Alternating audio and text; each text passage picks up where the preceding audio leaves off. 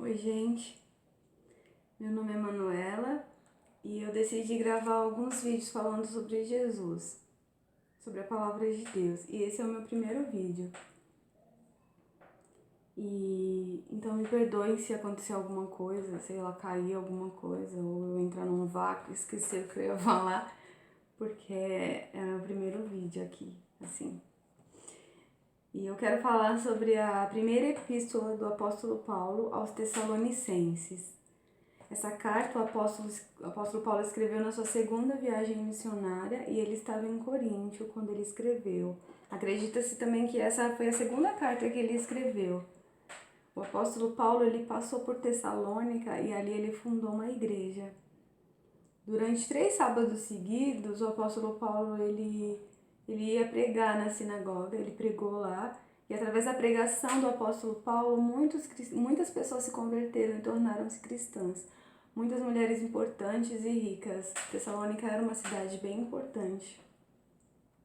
Mas alguns judeus com inveja começaram uma grande perseguição ali. Por esse motivo, o apóstolo Paulo ele precisou sair de lá.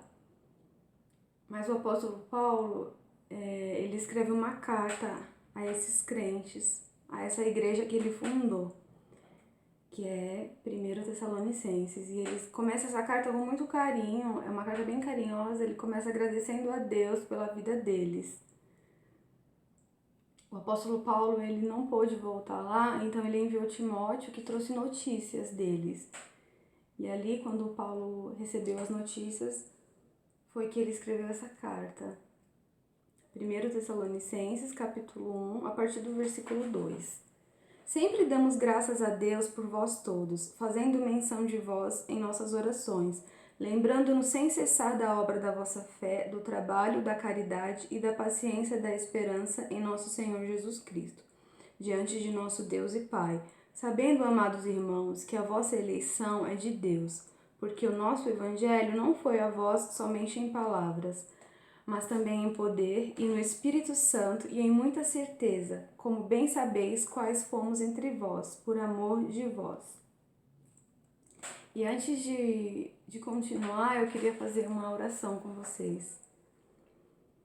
Senhor Jesus, eu te agradeço por esta oportunidade e peço pela vida de todos esses que estão ouvindo essa mensagem. Eu peço que o coração deles esteja aberto ao receber esta mensagem como uma terra fértil que recebe uma semente, que nasce e logo dá frutos. Amém. E voltando à carta, o apóstolo Paulo ele começa de forma muito carinhosa, agradecendo a Deus pela vida deles, lembrando, fala que nas suas orações lembra sem cessar da paciência deles, a perseverança deles em Cristo Jesus, da fé e da caridade deles.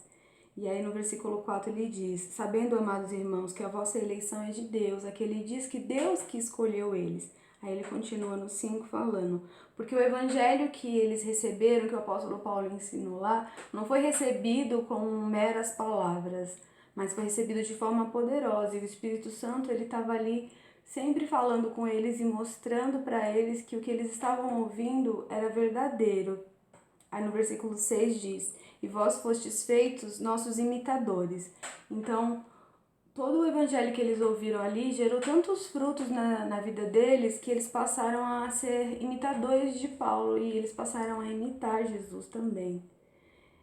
Recebendo a palavra com muita tribulação, com gozo no Espírito Santo.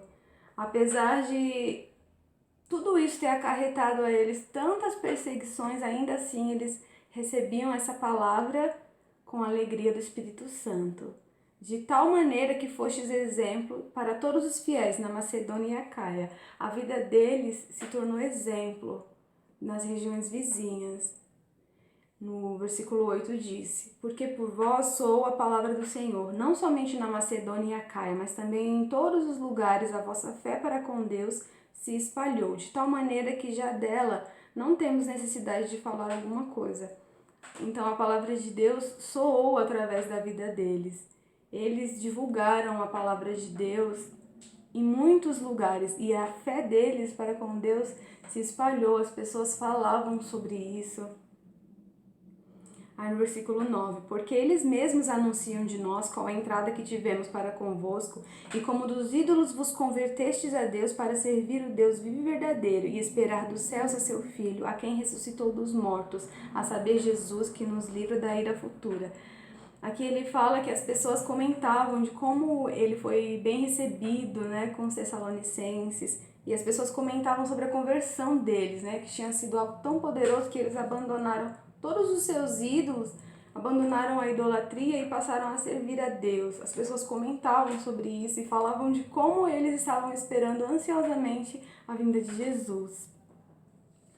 No capítulo 3 de 1 Tessalonicenses, o apóstolo Paulo ele fala que quando ele recebeu a notícia de Timóteo, o que isso causou na vida dele e o que Timóteo trouxe sobre os Tessalonicenses.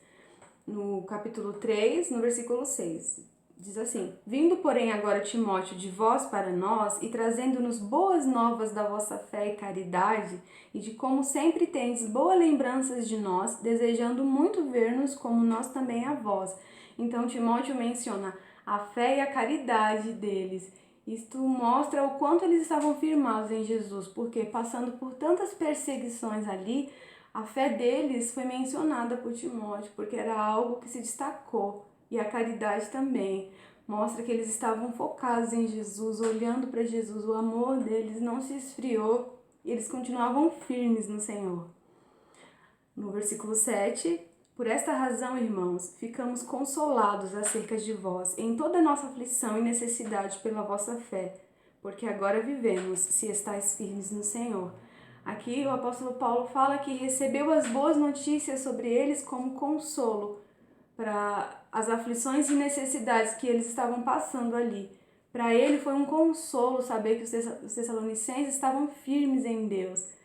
É como se, não que o apóstolo Paulo já não soubesse que o evangelho que ele estava pregando daria frutos. Eu creio que ele sabia disso. Antes mesmo de começar a pregar, ele sabia que daria muitos frutos. Mas ouvir e ver que a semente que ele lançou, que ele pregou, que ele falou, começou a nascer e dar frutos, que aquelas pessoas estavam firmes no Senhor, eu creio que foi recebida como consolo para a vida dele, que a fé dele foi renovada em meio a esse chamado dele. E aqui ele continua: porque ação de graças poderemos dar a Deus por vós, por todo o gozo com que nos regozijamos por vossa causa diante do nosso Deus. E aqui ele continua falando que vai continuar orando para que Deus prepare uma oportunidade para que ele possa voltar, para que eles possam vir também, para que ele possa acrescentar mais a fé deles, para que eles possam ensinar mais a eles. E quando eu concluí tudo isso, eu fiquei pensando, se o apóstolo Paulo enviasse Timóteo para saber como estava a minha fé, o que será que Timóteo ia falar para Paulo? Será que Timóteo ia falar assim: ah, Manuela tá com a fé dela firme no Senhor, ela tá firme, Paulo, fica feliz? Ou será que Timóteo ia dizer: não, a Manuela tem desfalecido, a Manuela tem olhado para toda essa crise do país, toda essa situação política, e a fé dela no Senhor tem se abalado, ela tem achado que Deus não está olhando para ela. O que será que Timóteo ia falar para Paulo sobre mim? E essa reflexão eu lanço para a sua vida. Se o apóstolo Paulo enviasse Timóteo para saber como que está a sua fé, que notícias Timóteo levaria a Paulo? O que ele diria sobre a sua fé? Como tem estado a sua fé? E que você possa ter os Tessalonicenses nesse sentido como exemplo, que a sua fé seja firmada no Senhor Jesus, apesar das muitas aflições desta vida. Amém? Deus abençoe.